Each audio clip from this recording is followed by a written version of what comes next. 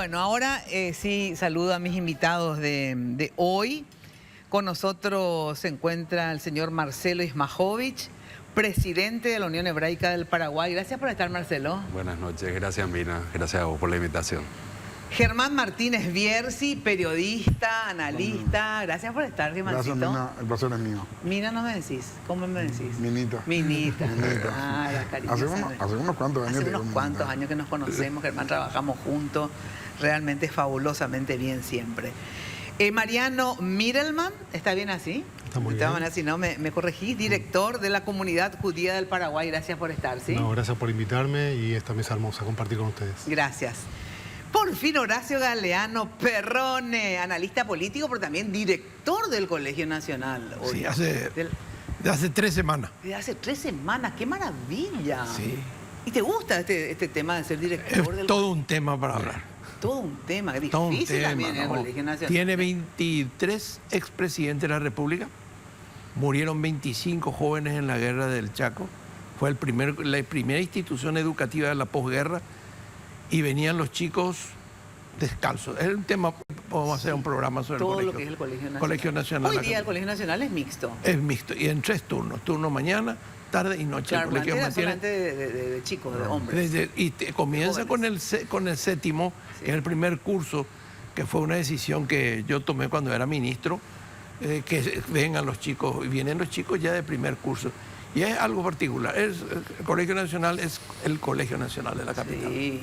Por eso nomás acepté también, porque yo venía de ser rector de 6 universidades y decano de 8 Y facultades. ministro también. Sí, 4 veces. Sí, 4 veces ministro, por favor. Bueno, vos sabés que no sé si empezamos 2 temas tan importantes, ¿verdad? Lo de Israel y lo de la Argentina. ¿Por qué no me pintás? Porque acá mi mano izquierda sería en este caso, que la verdad que tendría que estar acá a la derecha, porque, bueno, en fin. ¿Nos pintás así hasta ahora qué está pasando en la... Primero, ¿qué se elige en la Argentina? ¿Candidatos a presidente? Hoy Sí, presidente. es la primera vuelta, Mina. Sí. Todo indica que va a haber una segunda vuelta. Sí. En 3 semanas más. En 3 domingos va a haber la segunda vuelta.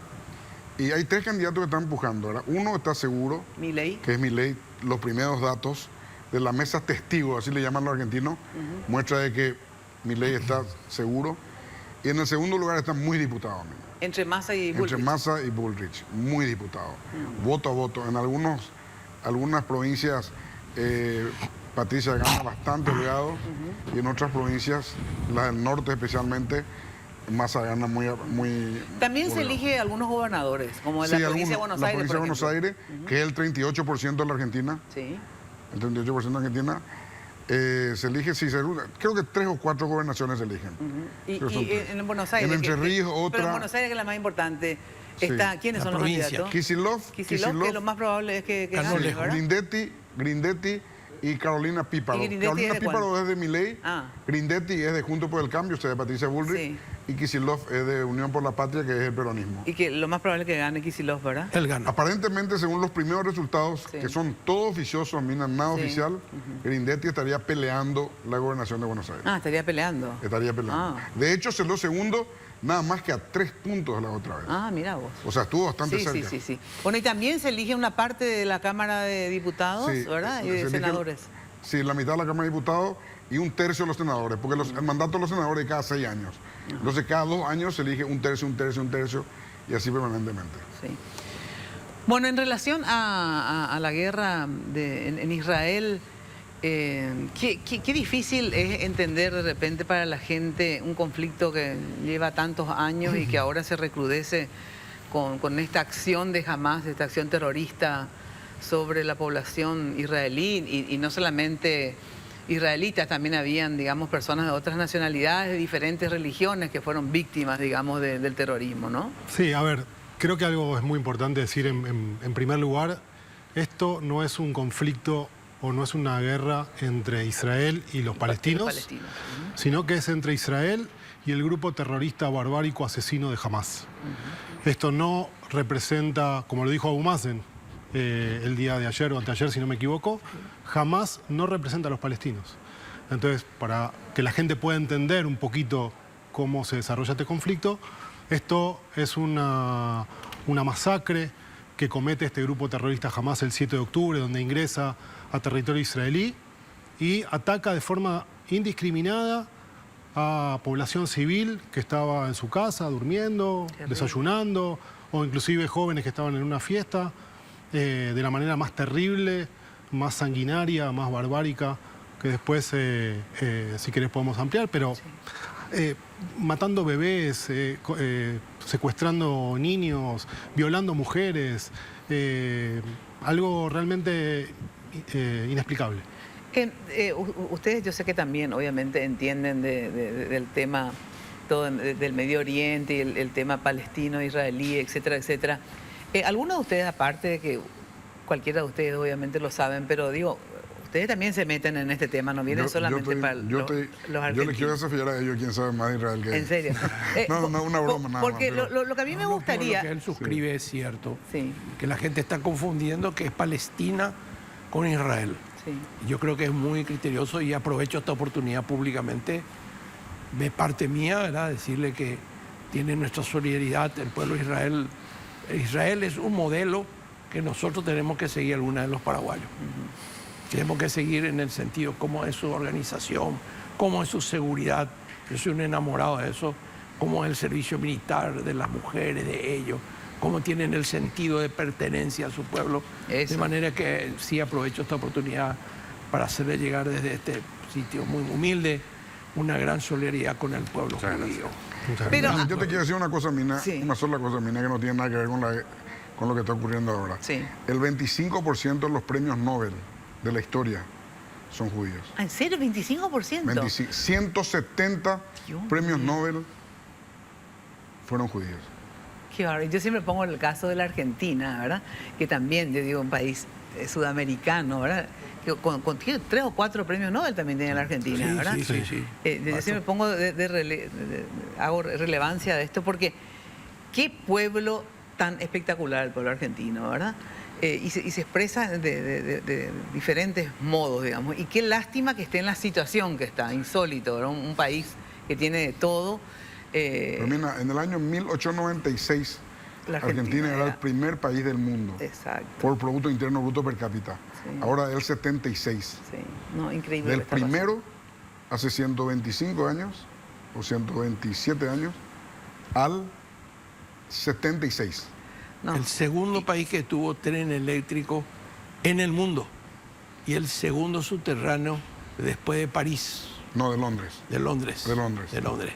Londres Imagínate también. lo que era la Argentina. Sí. Cuando nosotros éramos chicos y nos íbamos a Buenos Aires, Sí. nos quedábamos, no sé, las luces en la calle Corriente, Florida, etcétera, etcétera.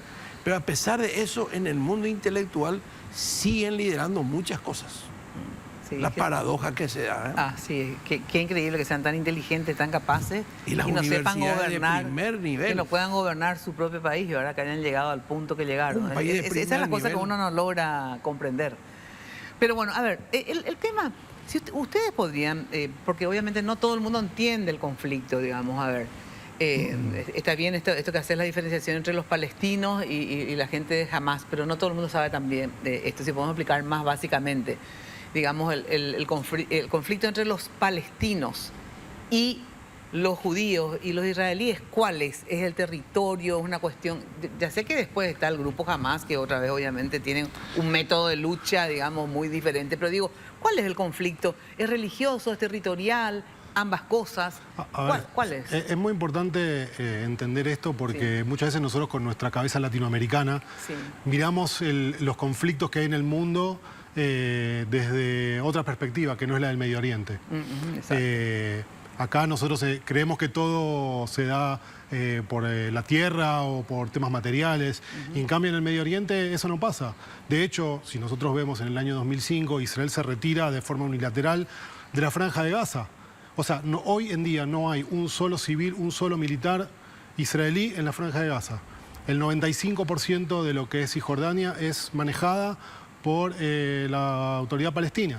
O sea, Israel cedió territorio para poder lograr la paz, y la paz no llegó. Entonces quiere decir que no es un problema de tierra, de cuántos metros cuadrados le toca a uno, cuántos metros cuadrados le toca a otro, sino que es un tema religioso. De hecho, digamos, como te decía antes, Hamás, en su carta fundacional, uno de sus primeros artículos es la destrucción del Estado de Israel y de todo judío que viva en el mundo. No, y la implantación de un Estado palestino desde el río Jordán hasta el Mediterráneo. ¿Qué quiere decir eso? La desaparición de todos los judíos que están en Israel.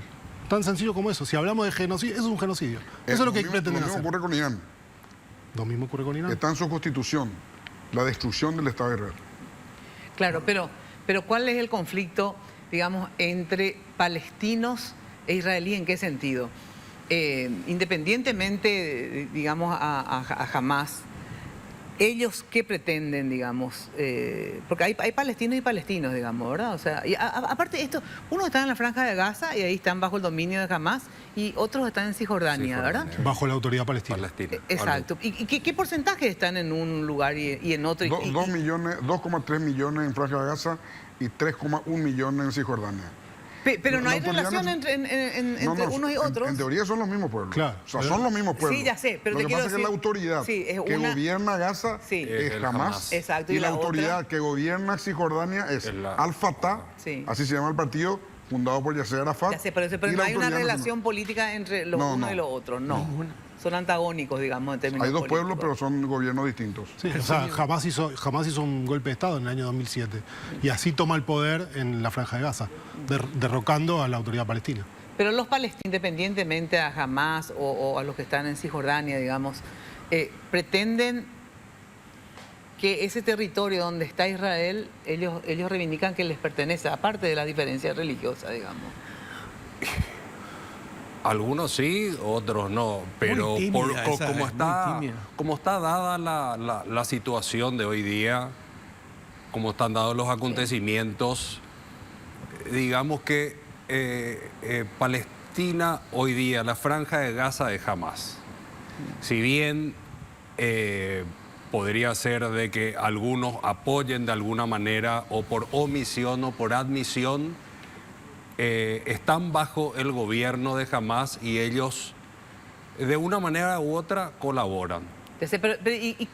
¿Cuál es esa diferencia religiosa? Si ustedes dicen que no es estrictamente territorio, porque también es territorio, pero digamos, ¿cuál es la diferencia religiosa? Es que no es territorio. Justamente si en el 2005 Israel se retira de forma unilateral de toda la Franja de Gaza y entrega el 95% de Cisjordania. Y no te olvides que saca a los israelíes que estaban también viviendo dentro de esa franja y tiene problemas internos, hubieron peleas entre el ejército y los colonos y los saca a todos, destruye las casas, entrega todo para que haya paz. Sí. Pero mira, es una diferencia de método. No creo que sea solo eso. La Autoridad Nacional Palestina, que está gobernado por Al-Fatah, que es el partido de Arafat, tuvo un método en donde llegaron ellos, ganó el Premio Nobel de la Paz, y después surgió Hamás como un grupo guerrillero extremista que cambió los objetivos y tiene como objetivo la destrucción del Estado de Israel. Vos me estás hablando entre la diferencia entre uno y otro, pero yo te digo, ¿cuál es la diferencia religiosa que ustedes hacen hincapié que es esa la diferencia esencial entre los palestinos y los judíos? O sea, es una cuestión muy profunda. ¿Quién es su Dios, misma? Muy profunda. Ahora uno es Allah. No, pero cada uno, ¿por qué no puede tener su religión, su creencia? Dos religiones. Es que claro, es que Israel es lo que vivir quiere. en paz, Punto. es lo que quiere. Claro. Es que Israel es lo que quiere. Justamente, es un pueblo que quiere la paz. Lo que pasa es que Israel fue palestino durante 2000 años. Israel no tenía tierra. Del año 60 después de Cristo hasta 1948, Claro que se funda Israel vivía en la diáspora. Que eran Y en el año 1948 la Nación pero Unida... entonces vos decís que ese territorio en realidad es palestino. No. No. Es palestino, estaba en discusión. Y que resolvió con el voto Estaba en paraguayo. discusión. No, con el voto Paraguay pasó adelante la votación a favor del Estado de Israel. Por historia y por pertenencia y por todos los indicios de que se encontraron los rollos del Mar Muerto y por toda la arqueología, eso es del pueblo judío. O sea, el territorio es del pueblo judío. A ver, nunca dejó de haber personas judías que viviesen en lo que se llama hoy Israel.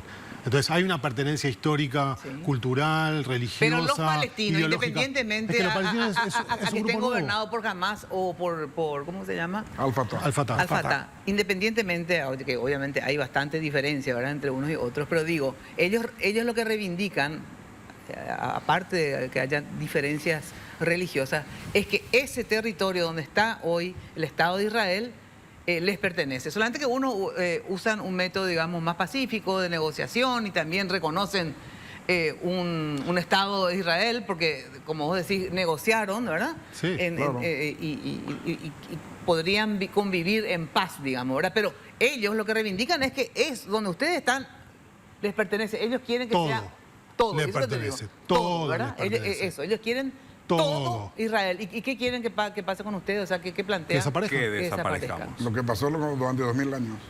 Que desaparezcan. Es tan sencillo como eso. Eso lo dice, lo dicen permanentemente. Entonces, si Israel en innumerables situaciones le propone a la autoridad palestina firmar un acuerdo de paz, y siempre se llega hasta el momento donde hay que firmar, y cuando hay que firmar, la autoridad palestina se tira para atrás y dice... No, de las autoridades palestinas. la autoridad palestina, no jamás, sino la autoridad palestina. Dice, no, nosotros no vamos a firmar. ¿Por qué? Porque ideológicamente, religiosamente, no les permite firmar el acuerdo de paz. Y también los conceptos Irán. Hay que reconocer sin que lugar a no se duda. tocó acá, ¿verdad? Claro, Irán es el gran padre, financia a Hamas y financia a Hezbollah, que es gobierno en Líbano. Era un grupo guerrillero, un grupo terrorista, pero ahora es gobierno en Líbano. Acá el problema es Jerusalén, que es el lugar santo de los judíos, más importante, el lugar santo de los cristianos, más importante, y el tercer lugar santo más importante de los musulmanes. Claro. Porque imagínate, ellos dicen que Mahoma subió al cielo de Jerusalén. Claro. Entonces, ese es el problema real. Ahí está la atracción monoteísta. Estamos hablando que entre las tres religiones, más de 3.000 millones de creyentes. Entonces, hay una atracción natural muy importante ahí. Claro, y aparte del tema religioso y territorial para algunos, porque dicen que eso les perteneció siempre y que les debe volver a pertenecer, y obviamente ustedes dicen no, porque eso históricamente era de los judíos, etcétera, etcétera. ¿Qué otros intereses se mueven en este conflicto? ¿Por qué los Estados Unidos interviene muy fuertemente? Porque Israel es su aliado más confiable. Y por el otro lado está Irán, que es el enemigo más importante que tiene, no Israel, no los judíos, no Estados Unidos, todo Occidente. Eso es lo que muchas veces no se ve. Claro, por eso es importante que los y la única democracia, Israel es la única democracia en Medio Oriente. Irán es una teocracia fundamentalista, extremista. O sea, gobierno de Dios, teocracia, fundamentalista, extremista, que usa su riqueza tremenda que tiene por el petróleo para financiar la expansión de su método de vida. Y los Estados Unidos, digamos, apoya fervientemente a Israel. ¿Y cuál es el interés de los Estados Unidos ahí? Yo creo que es la confiabilidad. Muchos intereses. Entre ellos los intereses geoestratégicos mundial. Irán es uno de los enemigos más importantes que Estados Unidos tiene en el mundo. Y no van a salir de esa posición. Sin embargo, el diálogo con China es otro tipo de diálogo. El diálogo que tienen con Rusia es, bueno, ahora está un poco destruido. Pero con Irán es prácticamente inconversable. Y él es el gran padrino, el gran padre de todas esas acciones terroristas en el mundo. Y me llamó la atención de que en algunos países hubo apoyo a Palestina, como en el Uruguay hubo una manifestación muy grande a favor, en contra de la posición de Israel. Lo que pasa es que otra vez, yo creo que... En Europa también hubo muchas manifestaciones. Yo creo que es esta confusión primaria de creer que el conflicto o el problema o la guerra que estás viendo ahora es entre... No, claro, no, claro. Y además es entre Israel y los palestinos. Y no es entre Israel y los palestinos. Todos dicen, queremos Palestina libre. ¿Quién no quiere Palestina libre de Hamás? De Hamás, que es el que amedrenta, el que busca todo el tiempo asesinar, matar y hacer desaparecer hoy a los judíos, pero mañana irán por los cristianos. Mira, Israel sufrió el ataque terrorista más grande desde hace 50 años. Ahora con esto. Sí. ¿no? Esto es el ataque terrorista o el ataque a su territorio más grande, solamente comparado a la guerra de Yom Kippur en el año 73.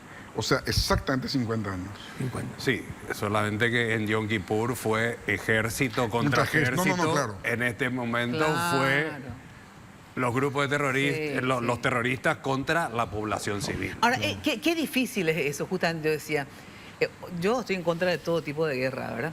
Pero una guerra... Esto no es una guerra convencional. Claro, o una sea, guerra convencional es tan diferente a enfrentarte a un grupo terrorista, Esto ¿verdad? se O llama sea, guerra asimétrica, Mina. exactamente, Es es tan asimétrica. asimétrico cuando se trata, ¿verdad?, de un Estado contra un grupo terrorista, ¿verdad? Inclusive para ilustrar, obviamente, guardando las mega diferencias, ¿verdad?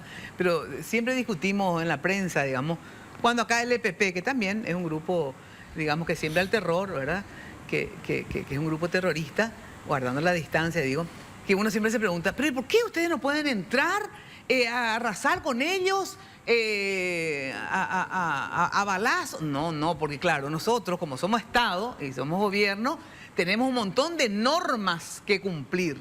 Pero ellos, ¿verdad?, no se adecuan a ningún tipo de normas, ¿verdad? Sí, pero no solamente eso, Mina. Hay que conocer y saber que el Ejército de Defensa de Israel es el ejército más moral del mundo.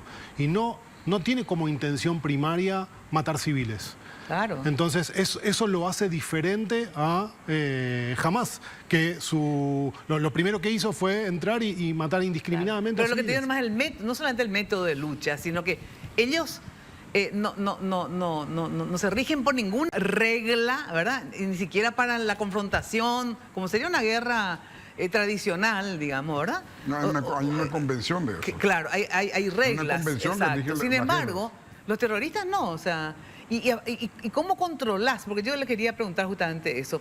A ver, ¿cómo es posible? Porque los dejó, digamos, como que debilitados o también con la moral tocada, digamos, porque todos teníamos el concepto de que Israel era prácticamente Intocable. intocable, ¿verdad? En términos de seguridad. Pasó también con los Estados Unidos y las torres, ¿verdad? O sea, el imperio, ¿verdad?, que tiene... O Pearl Harbor por Estados Unidos. Claro. Si En el año nos 41. vamos más atrás en la historia. Pero digo nomás de que, y eso es lo que tiene el terrorismo, se te mete donde menos me iba a ser grosera, ¿verdad? Pero digo, es tan difícil controlar eso. Ahora, ¿qué pasó? Me contestan luego. A ver, ¿por qué fue tan vulnerable?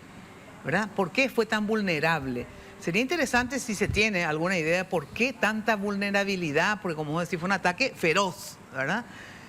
¿Cómo es posible que pudieron hacer esto con todo el sistema de seguridad que tiene Israel? ¿Por qué tanta vulnerabilidad? ¿Qué pasó? Pero me contestan luego. Y después voy a decir qué me contestó una persona que hablé y que me gustó lo que dijo, pero no lo voy a decir porque si no les corto. Estamos vía Zoom con Gabriel Ben Tasgal, que él es periodista y analista internacional desde Israel, es periodista especialista esencialmente en radicalismo islámico o Medio Oriente. Entonces nos va a poder ilustrar obviamente mucho más por qué esto, o sea, por qué este conflicto que lleva años y por qué ahora concretamente este ataque de Hamas, este ataque terrorista a Israel. ¿Qué tal? ¿Cómo está, Gabriel? Muy buenas noches. Muy buenas noches, espero que me envíen una Múnich también para aquí. Ah, está reservado. Te venís para acá y te invitamos, ¿te parece? No hay problema, no hay problema. Bueno, Gabriel, ¿qué hora es en este momento en Israel? 7 horas. 2:36. Bueno, disculpanos, pero yo creo que vale la pena madrugar. Hay un motivo demasiado importante y fuerte y tenemos que transmitir qué es lo que pasa en Israel y qué mejor que lo hagan ustedes. Así es que gracias y disculpa la hora, pero es el programa y es a la hora que va, así que no tenemos otra alternativa más que despertarte y tenerte a esta hora, Gabriel. No hay problema, no hay problema. Bueno, ¿cómo están ahora? O sea, estos últimos días, si nos podés actualizar la información, cómo está viviendo Israel estos últimos días, a ver, en relación a los cohetes, bombas, misiles, etcétera, etcétera. ¿Hay un tiempo de mayor tranquilidad? No. ¿Cómo están viviendo estos últimos días para actualizarnos, digamos, la situación en Israel? Mira, 1 o 2 veces por día caen cohetes desde la Franja de Gaza. Por otro lado, la gran mayoría de ataques en este momento se produce a través de la aviación de Israel, sí, que intenta de alguna manera debilitar esa capacidad que tiene el Hamas e intentar que el Hamas se refugie. O sea, eso por un lado. Hay cierta ansiedad porque hay 360.000 reservistas enrolados en el ejército esperando que el gobierno dé la orden de entrar por tierra a la Franja de Gaza. Y por otro lado, también hay tensión en el norte, ya que Hezbollah coquetea con la idea de entrar también ellos o incluso que entre Irán, aunque la posibilidad que entre Hezbollah es alta y la de Irán es menos alta. Bueno, y cuando decís que 2 o 3 veces por día, digamos, la gente, ¿cómo vive hoy, digamos, en el sentido... sé que ustedes tienen, o sea, todas las casas, departamentos, tienen sus refugios, ¿verdad? Y hay como una sirena y obviamente entran a refugiarse. ¿Y cómo entonces trabajan, viven? O en este momento, digamos, es como la pandemia, digamos, que la mayoría se encuentra en su casa. Es que depende mucho dónde vivas. Yo vivo a 45 segundos en cohete. O sea, si sale un cohete de la Franja de Gaza, tengo 45 segundos para meterme al refugio antibombas, que es la habitación de mi hijo, de hecho. Pero los que viven alrededor de la Franja de Gaza fueron desalojados. Y por lo tanto toda la sociedad está proveyendo de casas, hoteles, comida para aquellos que les destruyeron las casas y que no tienen dónde vivir. Tenemos también del norte también desalojados porque hay un temor de que comience una guerra con Hezbollah. Sí. Entonces... de acuerdo a donde vivas, en mi ciudad, por ejemplo, mañana comienzan las clases y los niños vuelven a las clases que no tuvieron durante las últimas 2 semanas. Claro. Ten en cuenta también que somos un país bastante tecnológico, por lo tanto, muchos trabajan desde sus casas y continúan la tarea sin necesidad de ir a una oficina. Entiendo. Ahora, cuando vos hablas justamente somos un país tecnológico, también ustedes son sinónimo de la máxima seguridad, o sea, hay todo un concepto, digamos, que la seguridad en Israel, por la situación en que viven hace varias décadas, ¿verdad? Obviamente tienen un sistema de seguridad muy, muy rígido y muy eficiente. ¿Qué pasó que, digamos, fueron tan vulnerables? Porque fue un ataque feroz del terrorismo contra Israel, no solamente contra los israelitas, porque en realidad ahí habían también personas de diferentes nacionalidades, diferentes religiones que fueron víctimas de este ataque. Pero a ver, ¿por qué fueron tan vulnerables? ¿Qué pasó con esa seguridad que siempre tuvo o tiene Israel? 3 razones, y todas relacionadas con un tema de concepción, de concepto. No era un tema técnico, sino que nos enamoramos de 3 cosas. La primera, el convencimiento psicológico que el Hamas era tan inferior, técnicamente hablando, que no se iba a atrever a hacer un ataque contra Israel. Lo segundo, las medidas de seguridad que tiene el país son buenas. Tenemos una valla que era muy inteligente y cúpula de hierro capaz de derribar cohetes en el aire. Cuando tú tomas esas medidas de seguridad, quizás no te puedes imaginar que van a venir 2.000 de golpe, te van a romper con explosivos la valla de seguridad y van a entrar de manera masiva sin demasiado rebusque, porque sí, es verdad, tuvieron unos cuantos a la Delta, pero el ataque fue romper la valla, matar a los soldados de las bases militares y después asesinar a los civiles. Y la tercera razón, que tiene que ver con el hecho de que este es un país democrático occidental. Los israelíes pensaban que dándole trabajo a los palestinos de la Franja de Gaza no era lógico que comiencen una batalla. 20.000 palestinos estaban trabajando en Israel y estaban llevando dinero a sus casas. Alguien racional te puede decir, quien tiene el estómago lleno no comienza una guerra. Bueno, comenzó una guerra de todas formas a pesar que tenían el estómago relativamente lleno. Ahí tienes 3 razones que tienen que ver con una concepción en donde cualquier información que contradiga esa concepción es rechazada por la inteligencia. Claro, pero lo que pasa es que es reducir un poco el conflicto si uno cree que porque tienen la panza llena, o sea, porque tienen trabajo, porque jamás, o sea, una cosa es el pueblo palestino que vive en Gaza y otra cosa es el Hamas.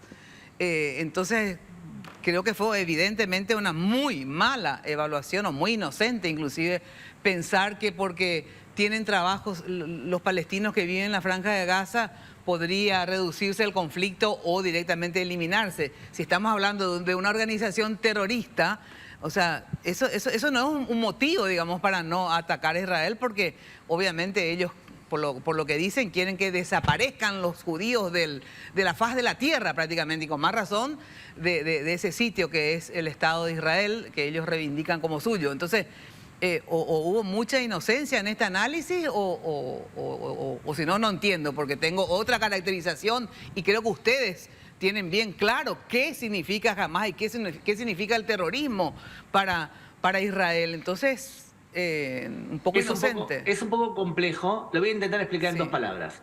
Lo que dices es cierto. Aquel especialista en temas de terrorismo islámico te va a decir claramente, un grupo terrorista islámico no puedes suponer que va a mutar, es su esencia, es su ADN y por lo tanto deberías estar siempre preparado. Sí. Lo que pasa es que cuando un grupo radical islámico copia todas las conductas de Mahoma, Mahoma en el año 628 cedió ante un rival más potente y declaró una tregua que la violó cuando le convino. Entonces, algunos analistas en Israel decían, sí, jamás nos quiere lanzar al mar y asesinar a otros, pero está tan amedrentado que quizás están copiando lo que hizo Mahoma en el 628. Se demostró que no estaban haciendo eso. Evidentemente, lo que hay que tener en cuenta es que el Estado de Israel como país tiene los medios, si quiere, para erradicar la amenaza del Hamas y de muchos países alrededor.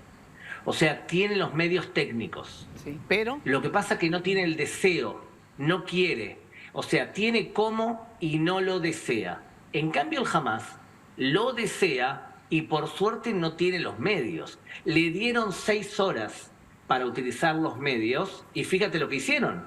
Una masacre que van desde el secuestro de civiles hasta asesinar a una madre embarazada de 9 meses, pero antes cortarle la panza, violarla, sacarle al bebé, incendiar al bebé delante de sus ojos y después asesinarla a ella. No, de terror. Sí. Ese tipo de animales les dieron 4 o 6 horas para hacer lo que realmente declaraban que deseaban.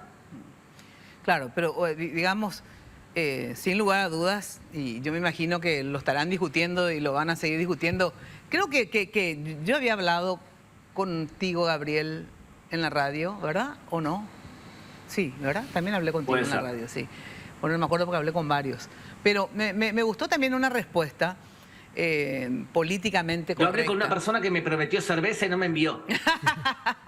Bueno, pero hablé con una persona que me dijo algo que me gustó cuando le pregunté por qué tanta vulnerabilidad y por qué pudieron. Me dice, es que lo que pasa es que en este momento nosotros no nos estamos centrando en la discusión de por qué tanta vulnerabilidad, pero lo vamos a discutir después, porque hoy día estamos todos juntos por la paz, contra el terrorismo, y después vamos a hacer las evaluaciones, porque ahora estamos en guerra y no es momento de evaluar en el sentido de echar culpas o responsabilidades, porque hubo responsabilidades categóricos, pero entiendo que en esta situación dejen en segundo nivel, digamos, eso, aunque obviamente que la cúpula me imagino que estará haciendo las evaluaciones, pero está bien que políticamente en este momento centren toda la fuerza en la unidad para enfrentar al terrorismo. ¿Ustedes quieren hacer alguna consulta, Gabriel? De hecho, te dije, la frase exacta que te dije fue, cuando una sociedad dispara, no investiga. Así mismo. Ahora estamos dedicados a disparar y poder alejar la amenaza del Hamas. Se va a investigar y te digo ya 2 cosas que van a ocurrir en este país. 2 cosas seguro, ¿eh? O 3, ¿sabes qué? 3 cosas. La primera, vamos a firmar el acuerdo de paz con Arabia Saudita de todas formas, por más que Irán intenta evitarlo. Lo segundo, estoy seguro que Benjamin Netanyahu va a dejar de ser el primer ministro de Israel después de esto. Y tercero, el campamento, los partidos políticos más de izquierda, pacifistas, murieron. ¿En qué sentido murieron? O sea, que hoy día todo el mundo se da cuenta que esa no es la vía. Es muy difícil, va a ser muy difícil ganar un voto y proponer la coexistencia con el lado palestino o con el Hamas. O sea, va a ser muy difícil cuando vos decís, vender esa mercadería, va a ser muy difícil. Cuando vos decís es difícil vender la mercadería o la política de coexistencia con los palestinos en general, no importa que sea de Cisjordania, Franja de Gaza, o sea, ¿ustedes creen que a partir de ahora la política de Israel en relación a los palestinos cambió radicalmente, aunque no sea responsabilidad de todo el pueblo palestino, sino que de un grupo, digamos, de terroristas? O sea, eso hace que cambie todo. ¿Sabes lo que pasa? Que lamentablemente en el Medio Oriente no hay buenos y malos. Hay malos y un poco menos malos. Te voy a dar un ejemplo. La Autoridad Palestina destina del 11 al 13% de su presupuesto nacional en pagar sueldos a personas que asesinaron a judíos. O sea, si asesinaste a judíos y estás 25 años en prisión, vas a recibir de sueldo de la Autoridad Palestina $3.500. Entonces, es verdad, la Autoridad Palestina hace otro tipo de combate en contra de Israel. Pero también no es mucho mejor, ¿eh? Es un poco mejor y se puede quizás llegar a algún tipo de acuerdo. Pero los israelíes en general, cuando tú le preguntas, ¿tenemos con quién hablar del otro lado? La posibilidad que hoy crea que del lado palestino hay algún tipo de socio se ha ido más o menos al garete. Creo yo que el campamento de centro-izquierda va a perder más fuerza todavía en las internas del Estado de Israel. ¿Qué querías preguntar, Germán? Gabriel, te quería preguntar lo siguiente. Israel tiene acantonado en este momento alrededor de la Franja de Gaza, en la esquina en donde penetraron la otra vez a Israel los terroristas, aproximadamente 300.000 hombres listos para invadir por tierra la Franja de Gaza. Ya tenía una fecha, pasó esa fecha, no lo está haciendo. Hay una amenaza muy grande, tanto de Irán como de Hezbollah y otras organizaciones. Hay amenaza de retaliación, tanto en territorio americano como en la Unión Europea.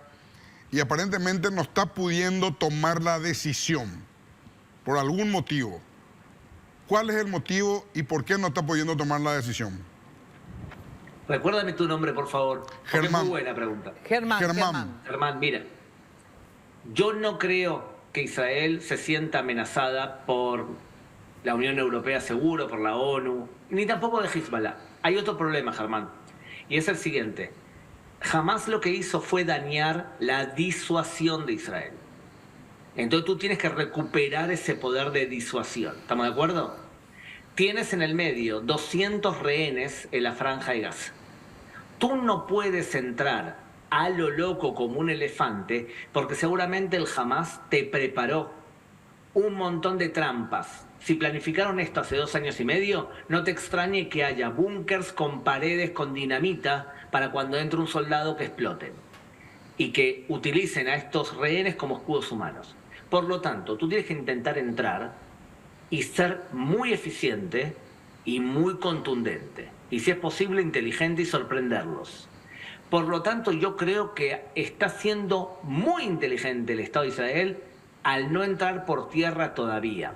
Cuando tú lo desgastas, atacándolo por aire, provocas que el Hamas esté metido adentro de sus cuevas, que no te disparen y que la población civil palestina inocente se vaya hacia el sur. Por lo tanto, intenta desgastarlos y cuando lo desgastes, entras por tierras y terminas la tarea. De esa forma mueren muchos menos palestinos inocentes y mueren mucho menos soldados. Por lo tanto, ¿viste como los medios de comunicación que dicen inminente ingreso terrestre por parte de Israel? Yo creo y espero que no sea tan inminente. Claro. Cuanto menos inminente, mejor si lo seguís desgastando. Gabriel, otra pregunta. En el norte está Hezbollah, en el sur de la frontera entre Israel y Líbano, y ya hay escaramuzas, aunque muy pequeñas todavía. Sabemos que Hezbollah tiene más de 100.000 misiles apuntando a Israel, que está probablemente deseoso de usarlos. ¿Qué estrategia tienen para eso? Mira, es cierto, tiene, según los cálculos primarios, 150.000 cohetes, no misil. Misil tiene un motor, lo podés disparar hacia un lugar determinado. Cohete tiene muchos cohetes, debe tener misiles que se los dio Irán. La pregunta de los 150.000, ¿cuántos son misiles y cuántos son cohetes? Es un gran problema de inteligencia que tenemos que saber. También se calcula que tiene alrededor de 3.000 túneles.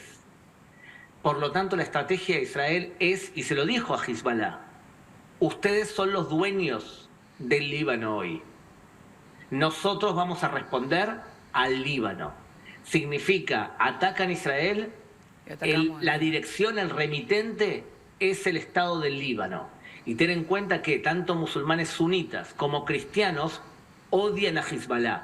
Ya les voló un puerto con 2.500 toneladas de amoníaco militar.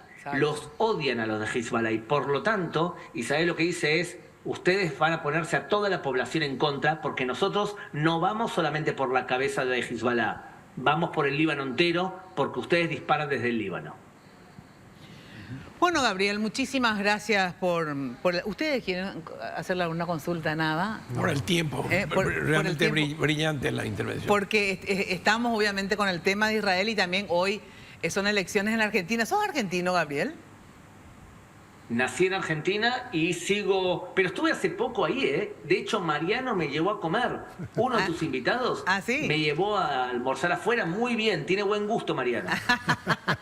Muy bien, muy bien. Bueno, estamos también con las elecciones de la Argentina, que luego de la pausa ya estamos también con ese tema. Gabriel, muchísimas gracias. Obviamente vamos a volver a contactar contigo porque esto continúa lastimosamente. Muchísimas gracias nuevamente. Un placer. Igualmente. Bueno, atención, Argentina, están en pleno proceso, Germán. Todavía no están los cómputos. Porque empiezan a cargar, ¿cuándo? ¿A qué hora más o menos? No, te están cargando. Pero lo que pasa es que van a dar a conocer cuando había un porcentaje interesante de carga, ¿verdad? Y equilibrado. Porque hay algunos lugares donde es más rápido, otros lugares donde es más lento. Pero ya hay una tendencia clara. ¿Cuál es la tendencia clara? Y que gana Massa en las elecciones de hoy. Ah, Massa gana, porque todos hacíamos todo de que era Milei, por lo menos las encuestas. Está cerca detrás, pero está segundo. Está segundo Milei y tercera Bullrich. Y Patricia Bullrich. Ah, porque todo el mundo apostaba que Milei iba a estar primero, segundo. Massa, casi la mayoría hablaba de que Massa sería segundo. Pero después también la Bullrich repuntó un poco, entonces había una duda entre el segundo. Viene el balotaje. ¿Qué decir? Sí, el balotaje. Va a venir el balotaje. Sí, nadie alcanza el porcentaje. Nadie alcanza, parece. Pero estamos con Carlos Raimundo, que es columnista y articulista del diario La Nación, miembro número de la Academia Nacional de Periodismo. ¿Qué tal? ¿Cómo estás, Carlos? Muy buenas noches. Hola, muy buenas noches, Mina. Yo no estoy tan bien como ustedes porque veo que hay una mesa muy bien servida ahí. Bueno, estás invitado cuando quieras. ¿Cómo no? Gracias. Bueno, Carlos, contanos, por favor, lo último que tengas de las elecciones.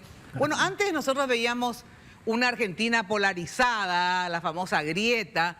Hoy, digamos, después de las PASO y también inclusive antes, veíamos la política de los 3 tercios, digamos, porque los 3 candidatos que compiten hoy prácticamente había una diferencia mínima, casi un empate técnico entre los 3. Algo diferente, digamos, a lo que no tenía acostumbrada la Argentina. ¿Cómo está hoy? ¿Cómo se expresa eso hoy en estas elecciones, Carlos?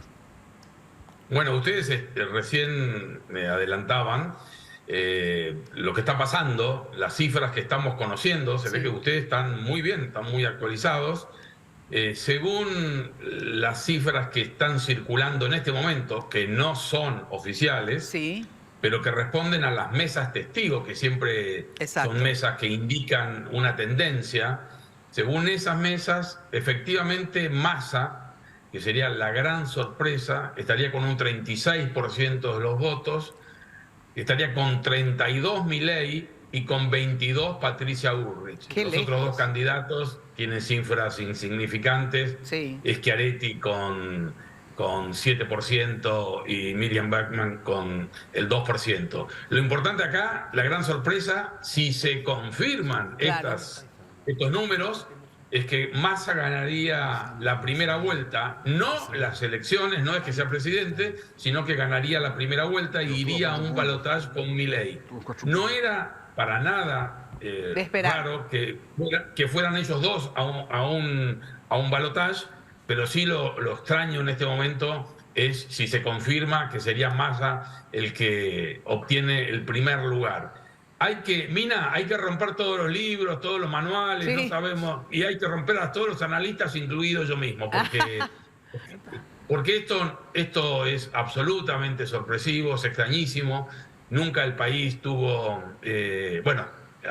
una situación económica tan generalmente caótica, tan en bancarrota, el país en bancarrota, con una inflación del 13% mensual, con el dólar desatado, con el Banco Central que ha perdido todas las reservas, con un tipo de política por parte de Massa absolutamente lo que se llama acá el plan platita, ¿no? Repartir plata a diestra y siniestra, y creíamos que el electorado a estas cosas aceptaba esta diva, pero después votaba otra cosa. Acá estamos muy sorprendidos. Habrá que dejar pasar unas horas, Mina, para que empecemos a entender qué es lo que está pasando. Por otro lado, muy importante, en este escenario, que Massa está primero y que Milei está segundo, la previsión es que en el balotaje, en la segunda vuelta, ganaría Milei, que contaría con muchos votos que hoy fueron para Patricia Bullrich. Bueno, justamente esa era la pregunta, digamos. En el caso que quede finalmente Milei Massa o Massa Milei, no importa, los votos de Bullrich irían a Milei o a Massa. Bueno, los votos de Patricia Bullrich son todos votos de centro derecha o de derecha, con lo cual, en un análisis sencillo, elemental, básico, son votos que deberían tender a ir más hacia Milei que hacia Massa. Ahora, en las PASO, en las primarias, nos llevamos una flor de sorpresa con el triunfo de Milei. En esta primera vuelta nos estamos llevando una flor de sorpresa con el triunfo de Massa. Podría seguir la temporada de sorpresas y que Massa gane las elecciones en octubre. No, ya a esta altura no se lo puede descartar. Ahora, qué extraño. ¿Qué explicación dan? De hecho, yo decía, qué increíble que el peronismo le ponga justamente a Massa, al ministro de Economía, el que es la figura de la catástrofe económica que tiene la Argentina, digamos, es ministro de Economía, a pesar que todo no es que todas las responsabilidades de Massa, pero digo, qué insólito que tenga este porcentaje de votos siendo el ministro de Economía encima, ni siquiera es otro peronista, o sea, de la misma línea, y vos decís, qué insólito que sigan votando, digamos, un signo político que fracasa. Pero a la vez, la explicación que yo por lo menos solía dar o suelo dar cuando hago pequeños análisis sobre lo que pasa en la Argentina, es primero que es el peronismo, y el peronismo es el peronismo, digamos, pero aparte de eso, justamente los otros dos candidatos, tanto Milei como Bullrich, tienen por lo menos en discurso una política contraria a los subsidios, que yo le llamo a los suicidios, en realidad, ¿verdad? Porque son suicidios para la Argentina, este tema, es un suicidio, pero digo, yo creo que eso le da un peso a Massa, porque hay un porcentaje tan alto de gente subsidiada en la Argentina, que obviamente Massa es el que representa esta política, digamos, con algunos cambios probablemente, pero va a seguir con la política de los subsidios. Y los otros dicen que no. Yo creo que eso, más la tradición y la organización peronista, hace que Massa hoy tenga un buen porcentaje, Carlos. Bueno, la explicación que podría darte es bastante parecida a esa descripción que vos has hecho. El peronismo en general ha estado arriba del 30% de los votos, ¿no? Así que el 36% de Massa. Cuando el peronismo va unido, Mina, cuando va unido a una elección, siempre en general ha sido difícil ganarle. No imposible, de hecho Macri le ganó, claro. Pero cuando el peronismo va dividido, es muy difícil ganarle, ¿no? Tiene una base de 30, 35 puntos que... Un voto duro, digamos, un voto duro. Es un voto duro, sí. Es un voto duro, sí. Eso por un lado. Por otro lado, está claro que hay una hecatombe de Juntos por el Cambio, ¿no? Eso no podemos dejar de tener en cuenta. Desde que ganaron en el 2022 hasta ahora han perdido 2 millones de votos, ahora con esto más. Y desde que supieron que iban a ser gobierno, porque de las elecciones de medio término allá en el año 22, lo que surgió de ahí, lo que emergió de ahí, es un Juntos por el Cambio que tenía que hacer malabares para no ganar las elecciones, estas elecciones. Bueno, hizo esos malabares que fue estar todos contra todos y haberse mostrado como una verdadera casta, digamos, ¿no? Igual, Mina, es una elección que vamos a tener que, esta primera vuelta, vamos a tener que analizar si se confirman estas cifras, repito, si se confirman en el recuento real y no en estas cifras que están circulando, si se confirman. Habrá que analizar muy despacio, ¿no? ¿Qué es lo que está pasando? Massa, otra explicación posible es que Massa se ha presentado desde el principio como que él no es responsable de este gobierno. Él formó parte, era el presidente de la Cámara de Diputados, él es ministro de Economía. Así es. Pero bueno, quizá la gente le entendió, le creyó cuando él dijo que no era parte de este gobierno. Insisto, vamos a tener que mirar despacio los números, ver si se confirman y estudiar lo que ha pasado, que es extrañísimo. Germán, ¿querés hacer una consulta? ¿Qué tal, Carlos? ¿Cómo estás? Bueno, tres cositas. Primero, esto demuestra que la política es un arte, no es una ciencia exacta. Y Massa fue un artista. Esa es la realidad. En primer lugar. Muy buena. En segundo lugar, esto implica que la Argentina, si gana Massa en 3 semanas, es como que Argentina devuelva las 3 Copas del Mundo que ganó hasta ahora. Y en tercer lugar, yo tengo mis dudas de que haya un acuerdo entre Juntos por el Cambio y Milei, porque los radicales de Juntos por el Cambio ya dijeron categóricamente que no van a acompañar a Milei, por ende probablemente terminen acompañando a Massa. O sea, ahí hay una división casi natural que se va a dar en ese caso. Sí, pero Germán, yo no digo que haya un acuerdo de Juntos con el Cambio con Milei. Yo lo que digo que el votante, no las cúpulas partidarias, que el votante de Patricia está más cerca de Milei. Te digo, tengo muchos amigos, algún hijo, amigos de mis hijos, que dicen, bueno, esta primera vuelta Patricia, segunda Milei, ¿no? Ahora, es cierto lo que vos decís, absolutamente cierto, los radicales van a estar más cerca de Massa. Yo acabo de hablar con un dirigente radical, recién poquitos minutos antes de hacer el contacto con ustedes, y él lo que me dijo este dirigente radical es, estamos en un chat que hay varias personas, y algunos le dijo, esto termina con un acuerdo de la UCR, la Unión Cívica Radical, con Massa. Y este dirigente radical que está en el chat contestó enseguida, yo mañana mismo, dijo, yo mañana mismo a un acuerdo con Massa. Sobre todo porque mucha gente cree, y creo que cree bastante bien, que Milei sería un salto al vacío muy peligroso. Claro. Y es un antisistema, antidemocracia, aunque no lo declare, por cierto, pero es un antisistema del estilo de Trump o del estilo de Bolsonaro. Así que no sería raro que una parte del radicalismo vaya a un acuerdo con Massa. De hecho, el presidente del radicalismo, Gerardo Morales, es una persona absolutamente cercana a Massa.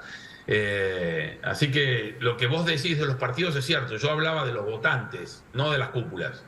Bueno, gracias, Carlos. Lastimosamente se nos reba el tiempo. Y bueno, vamos a ver si analizamos, como vos decís, mañana te llamamos por Radio Monumental y cerramos el análisis, ¿te parece? Bueno, cómo no, Mina, un gusto y coman bien, coman, en mi nombre coman bien. A tu salud. Muchísimas gracias. Bueno, ahora sí, vamos a una ultra archibrevísima pausa y no voy a hablar. Bueno, Germán, los últimos 36, datos. Casi 36 Massa. Como te había dicho, Mina ganó Massa las elecciones de hoy. Sí. 30,5 Milei y 23,6 Patricia Bullrich. O sea, 6 puntos de diferencia casi entre uno y otro, te digo. 6 y el otro 7, digamos. 5 y ¿verdad? medio, 5 y medio. Sí. Impresionante, ganó Massa. Insólito te ves. Y basureó también el candidato a gobernador de la provincia de Buenos Aires del peronismo. Pero eso sí 45 se esperaba. a 26. No, pero había ganado por 3 puntos, Mina. Ahora ganó por 19. Yo esperaba que gane. No, pero ganó él. por 19 puntos. Sí, tanto así no esperaba, pero sí, que estaba segura que ganaba él. Bueno, ahora, ¿qué pasa con la Argentina? Primero, hermanos argentinos, vengan a Paraguay. O sea, no sé cómo les explico, ¿verdad? O sea, yo siempre digo, vamos a abrir todo. Y siempre discuto con los ministros de Economía ahora, antes de Hacienda, ¿verdad? Este tema de que los norteamericanos nos pusieron estas leyes de lavado, contra el lavado, ¿verdad? Que tenemos que pedirle todo para que vengan, ¿verdad? Sin embargo, Uruguay tiene otra política, ¿entendés? Y ahí se van todos, ¿verdad? Como quisiera que puedan venir acá, traigan su plata, desarrollen industria, lo que sea, ¿verdad? Que vengan los argentinos, ¿verdad? Le damos garantía. No, acá no, que tienes que tener tal cosa, que esto, que lo otro, y los narcos, sin embargo, ¿verdad? No sé cómo hacen, pero igual nomás, ¿verdad? Andan con su plata acá y a los argentinos, a gente que sí, que obviamente no pueden a lo mejor cumplir con todos los requisitos, porque si no le dejan sin plata para venir acá, le sacan todo. Uruguay tiene una política de atraer. Uruguay tiene una política espectacular. Hace rato. Y es más, hace publicidad al respecto, ¿verdad? Me encanta. Bueno, voy a hablar con Santi Peña y con el ministro de Economía. Déjense de joder con este tema de... Y vamos al revés, a facilitarles a los argentinos a que vengan. $10.000. Pobre gente. Pobre gente. Bueno, se nos fue el tiempo. ¿Qué nos espera con Israel, Marcelo? O sea, lastimosamente, vos tenés un sobrino que es reservista, que es soldado, ¿verdad? Es soldado. Terrible para la familia. ¿Y cuántas familias, digamos, paraguayas, judías paraguayas, ¿verdad?, tienen un referente allá? O sea, casi todo judío paraguayo acá tiene algún referente, pariente, amigo, lo que sea. Cercanos, lejanos, como te había mencionado, compañeros de colegio. Sí. Todos tenemos relación. ¿Y esto no termina? No. De lo que estuvimos hoy escuchando, del vocero del ejército en español, esto se viene para rato. Pero para rato y encima para peor, en el sentido que con más violencia. Con más violencia, con más muertes. Que no es en ningún momento lo deseado, lo que quiere Israel, lo que quiso Israel desde su fundación, desde todo punto de vista. Israel... Ahora, yo los veo de verdad, a todas las personas que hice entrevista y escucho también que otros le hacen, ¿verdad? Les veo con justa razón, o sea, quiero que me entiendan, muy radicalizados, ¿verdad? Es que no dan luego ninguna brecha de posibilidad de arreglo, no sé, que intervenga el Papa, no sé, que te digo cualquier cosa, ¿verdad? O sea, veo tan difícil, claro, después de haber sufrido lo que sufrieron, digamos, ¿verdad? Obviamente no te puede causar otra cosa más que indignación, pero no veo ni un resquicio de posibilidad de Pero mira, te hago una pregunta, de todo corazón.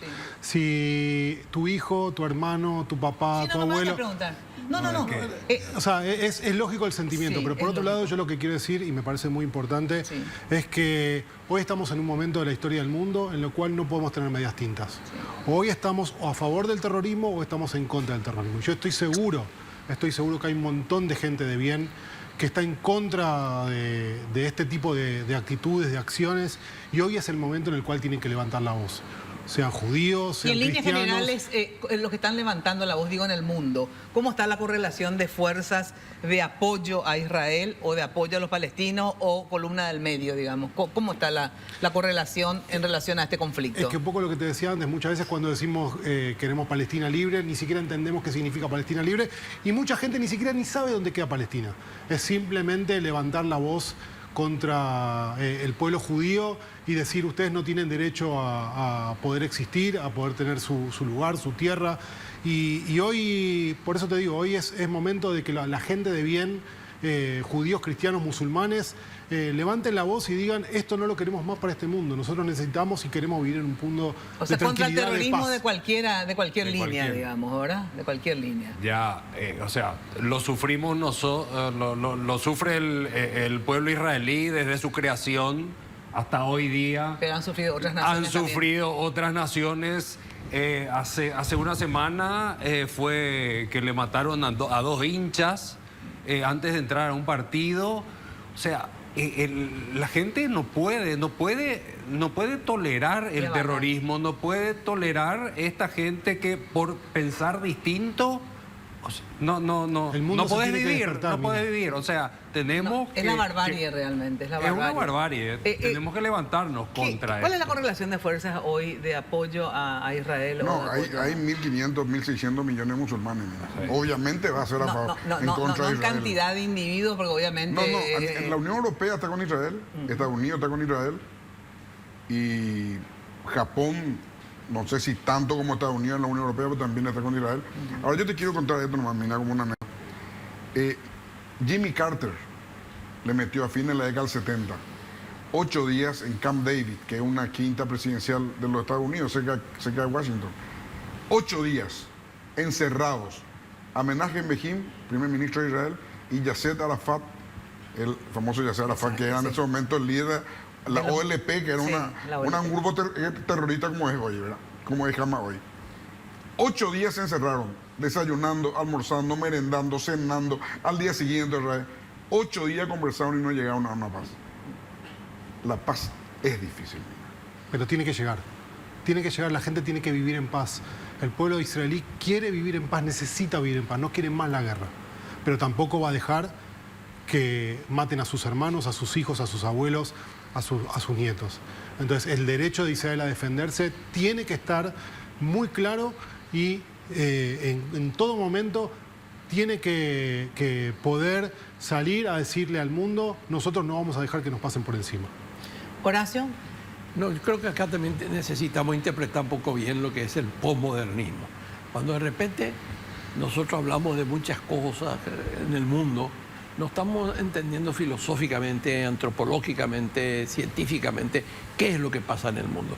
Y en el mundo hay dolor, hay una cantidad de cosas inexplicables y debates muy profundos que no se pueden hacer fácilmente.